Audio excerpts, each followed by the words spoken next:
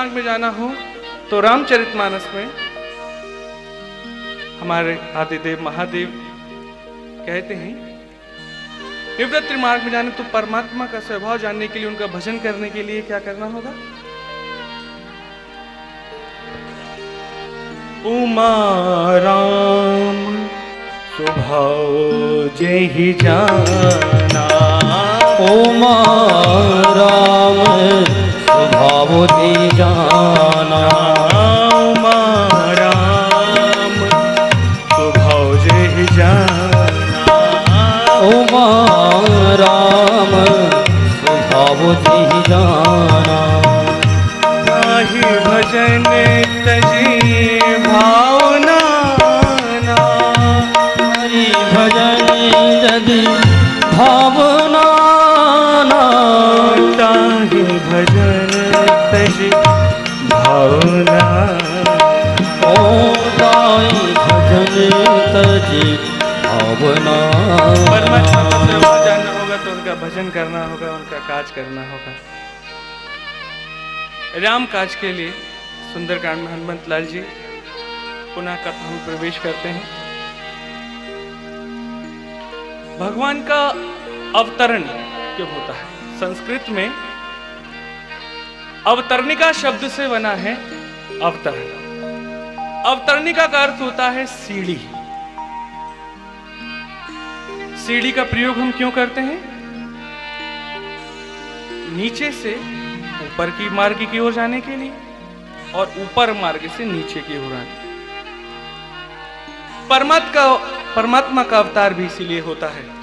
क्यों होता है? आपने सुना होगा जब भी परमात्मा अवतार लेते हैं तो परलोक से देवजन उनकी लीलाओं को साथ करने के लिए, प्रेम करने के लिए आते हैं। तो परलोक वाले लोक में आकर परमात्मा से प्रेम करते हैं और जो लोक में परमात्मा की भक्ति को प्राप्त करते हैं वो परलोक की प्राप्ति करते हैं। तो भगवान का अवतार इसलिए। और भगवान के कार्य क्या हैं? गोदुज धेनु देव हितकारी, गोदुज धेनु देव हितकारी, गोदुज धेनु देव हितकारी, गोदुज धेनु हितकारी, कृपा सिंधु मानुष तनुधारी, कृपा सिंधु मानुष तनुधारी, गोदुज धेनु देव हितकारी, गोदुज धेनु देव हितकारी।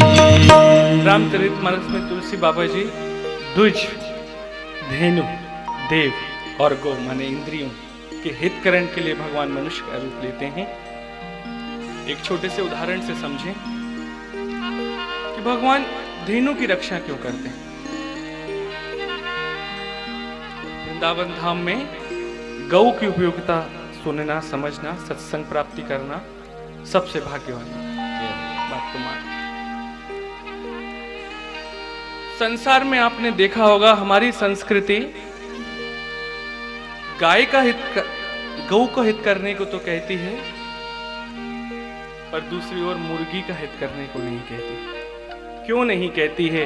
मुर्गी से उत्पन्न अंडा वासना का प्रतीक है और गौ में जो दूध उत्पन्न होता है वो वात्सल्य का प्रतीक है।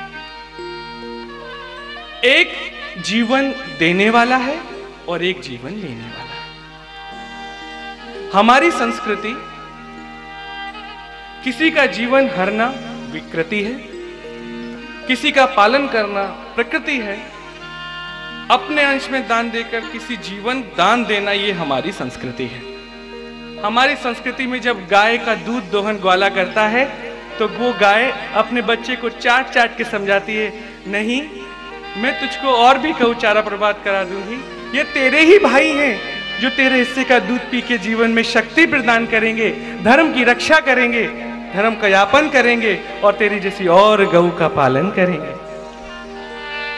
हम भूल जाते हैं गौ हमारी संस्कृति है, भारतवर्ष की हमारे भारत को गौ और गंगा दो ही प्रकार से विश्व में जाना जाता है। सबसे ज्यादा अगर एक्सपोर्ट होता है तो वो गंगा जल होता है, और सबसे बड़ा अगर एंटीबायोटिक इस संसार में कोई है तो वो गौ का दूध है। एक जीवन देने वाला है, एक मरण देने वाला है। हमारी संस्कृति जीवन को मानती है, मरण को नहीं। हमारी संस्कृति में किसी की हानि नहीं है। एक बात और, उदाहरण समझे गांधी जी से। बिल्कुल त्यागशील महात्मा, अहिंसा परमो धर्म करा, बुद्ध धर्म को अपनाया। हमारे 24 अवतारों में बौद्ध को भी अवतार माना जाता है। एक छोटा सा लेख मैंने पढ़ा था, वहारे गांधी तेरी खूब चली आंधी, वहारे गांधी तेरी खूब चली आंधी, जीवन बिताया लंगोट में और अब हजारों के नोट में। जीवन बताया लंगोट में और अब हजारों के नोट में। हमारी संस्कृति है जो त्यागशील है, उसका सम्मान है। प्रकृति में ताज किसको मिला है? आज समझे, संपूर्ण प्रकृति में अगर ताज मिला है तो वो जड़ को मिला है। जो विज्ञान के पाठक हैं वो जानते हैं, जड़ के ऊपर एक रूट कैप होता है। जड़ को जाने, ताज उसी को मिलता है जो दिखता नहीं है, जो देखकर भी पेड़ को संचित करता है, हमारी प्रकृति को हरा भरा बनाता है। परमात्मा ताज उसी को देते हैं, और उसी संस्कृति का हम भी अनुभव कर रहे हैं, उसी संस्कृति का ज्ञान प्राप्त कर रहे हैं। तो इस मन को सुंदर बनाना है। सर्वप्रथम आंखों को सुंदर बनाना होगा, वो मानस की सहायता से। मानस क्या कहते हैं? अपनी आंखों को कैसे पवित्र करना है? नए नयन संत दर्श नहीं देखा, नैनन संत दर्श नहीं देखा।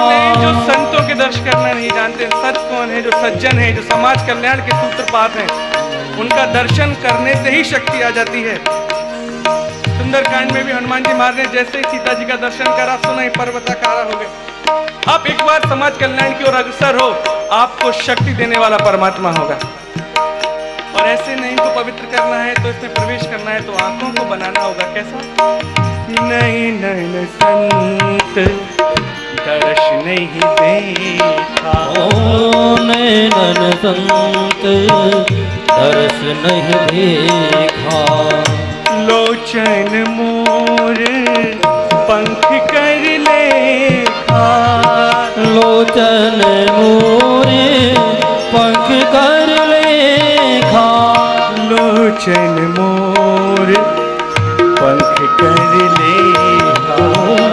लोचन मोरे प्रवेश से पहले आंखों को पवित्र करो, और आंखों को पवित्र करना है तो संतों के दर्शन करो। संतों के दर्शन से क्या होगा? संतों के दर्शन से हमारी देह शुद्धि होगी।